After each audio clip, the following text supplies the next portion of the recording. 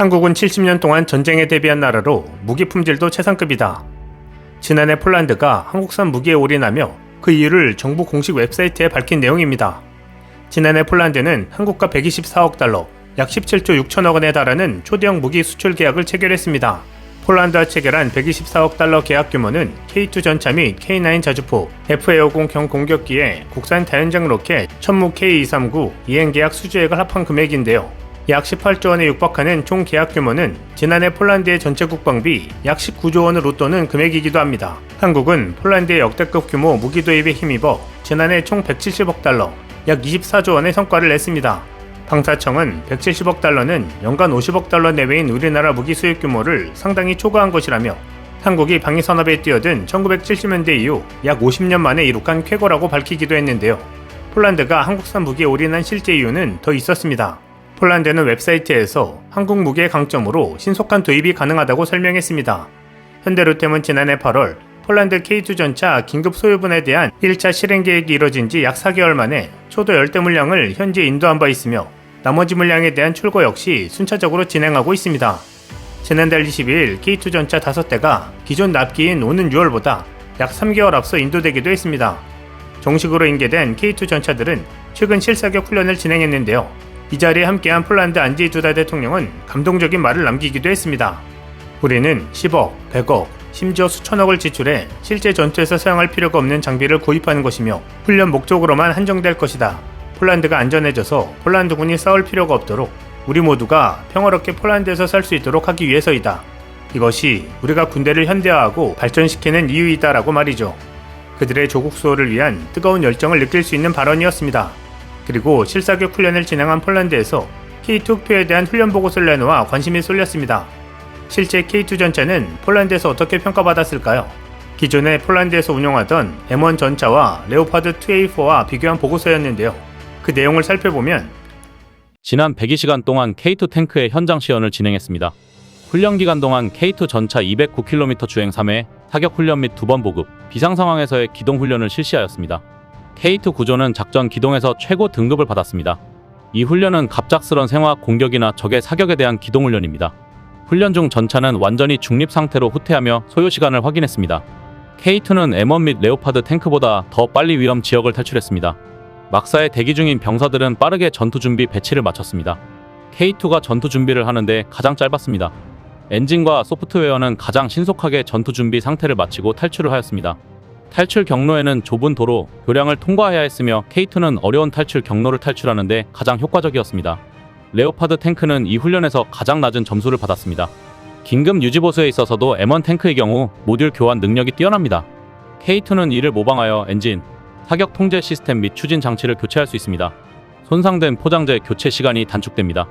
하지만 K2PL 유압 시스템 전체를 교체하려면 50톤 크레인이 필요하고 일부 부품은 수리가 어렵습니다.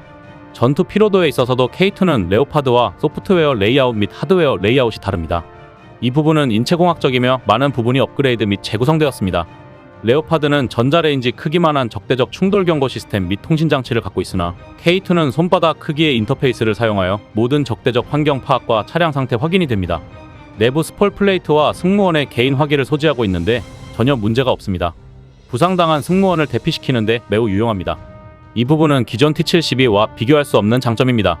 M1보다 시야각이 넓어 기존 승무원들에게 조종의 착각을 불러일으킵니다. 승무원들의 평가를 보면 K2의 화력 통제는 M1 전차의 최신의 헌터 킬러 시스템을 능가합니다. 하지만 조종수 해치와 조종바의 위치는 불편하며 이것은 개수되어야 합니다. 전 근대적인 대공 기관총 위치가 적절하지 못합니다. 저격수의 목표가 될 뿐만 아니라 불필요한 적외선을 방출합니다.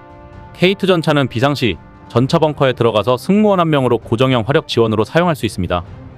라고 설명하고 있습니다. 이에 대해 한국 밀떡들의 반응도 눈에 띄었는데요. 역시 팔아야 좋은 피드백이 나오네.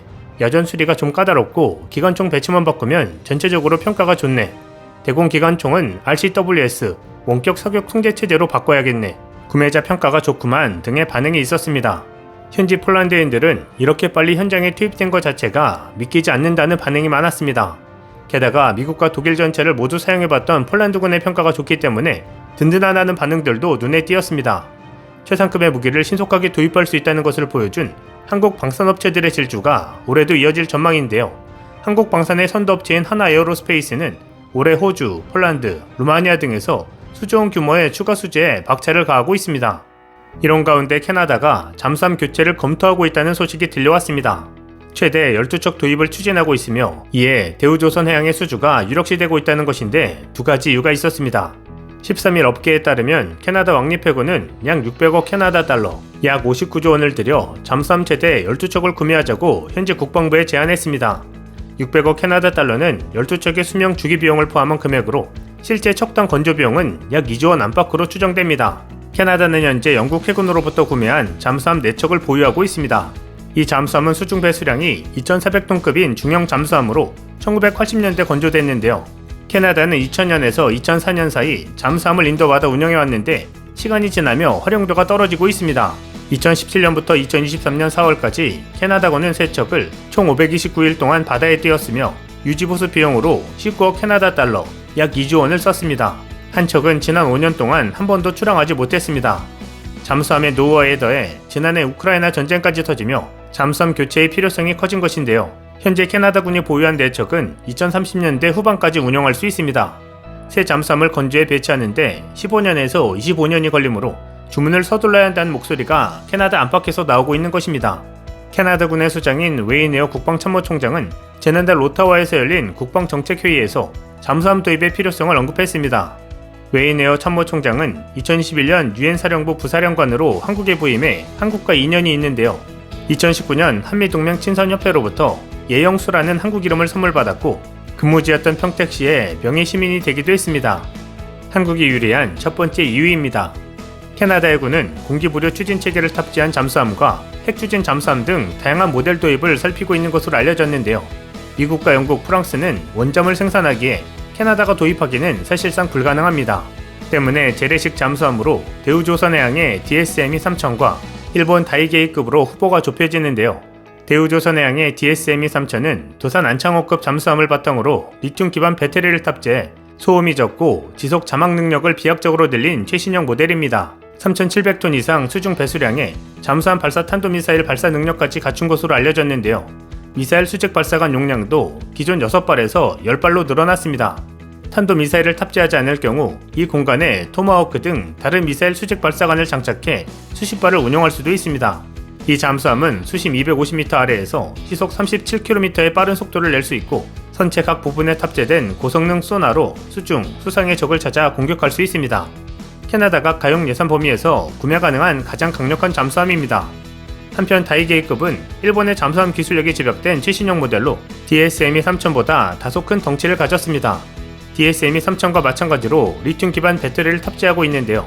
공격력 면에서는 DSME-3000보다 떨어지지만 수중 작전 능력은 세계 최강이라는 평을 받고 있습니다. 방위산업 분야 소식통에 따르면 캐나다 해군은 신형 잠수함 도입 사업에서 후속 군수 지원 능력의 점수 비중을 높게 평가할 계획으로 알려졌습니다. 현지 기술 도입 형식의 건조와 잠수함 운용 요원 교육 훈련, 잠수함 운용 자문 등 분야입니다. 이미 여러 척의 잠수함 수출, 운용 요원 교육 경험이 있는 한국이 큰 강점을 지녔습니다.